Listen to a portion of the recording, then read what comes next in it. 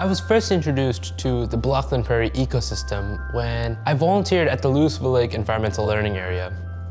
As we went down the vast prairies, I saw the most magnificent sight in my life. When I soon learned that this area was endangered, that less than 1% of the prairie remains, I realized it was up to us to do something about it. At my first volunteering event, I was able to meet with several restoration experts and conservation experts. These park rangers were extremely knowledgeable about how important the prairie is and how best to restore it. It was here where I also spoke with the sanctuary manager of the Heard Museum, Mr. Spencer Dudas. Mr. Dudas explained to me that the best way to bring back this ecosystem is through a thing called prairie restoration.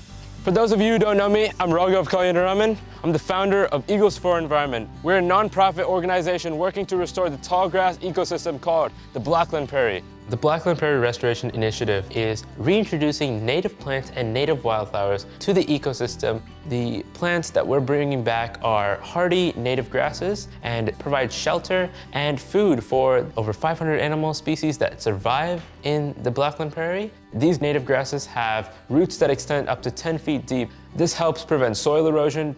The native grasses also act as a carbon sequester, which will help mitigate the impacts of air pollution and of carbon emissions throughout the world. Sometime around late September, early October, I'm gonna have Braden mow it. We start off by clearing the site, except that there's this thing called thatch as a result of the mowing that falls on the ground. Because the thatch comes in the way of the dirt, we cannot broadcast our seeds, and it's for that reason why we need a lot of manpower to rake away all of this thatch to expose the Blackland soil. The final step is to walk over all of these seeds, which will establish them at a shallow level, mimicking the activities of the bison that used to live in this area before they were hunted to extinction. This is an example of a basket flower plant. Our goal today is we're gonna be harvesting this exact plant. Let me show you, it's very simple how to do this. Just go under the plant, hold it down, and then just pull it off. This October, we're gonna be planting several of these seeds in addition to other native flowers at the Heard Museum.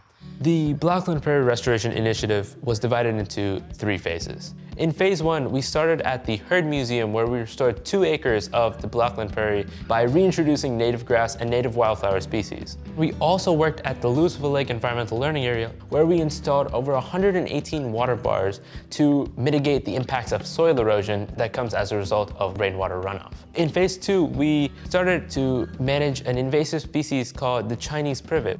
The problem with invasive species is they don't provide food for the native animals, and as a result, those native animals die out. This coming October, we're working on phase 3, restoring 10 acres of Blackland Prairie at the Heard Museum. To see somebody like him and the way that he has motivated other people his age to come out here and spend 4 to 8 hours raking thatch off of a prairie and then broadcast seeds. And he did that. Nobody else did that. He did that. These plants, they're not actually basket flowers.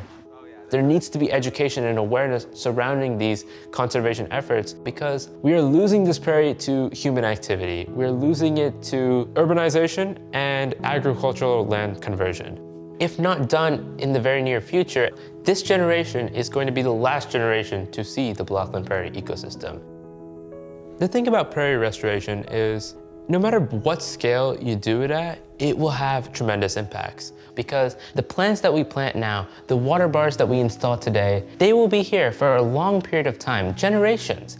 It's that gives me inspiration to find a way to bring a solution.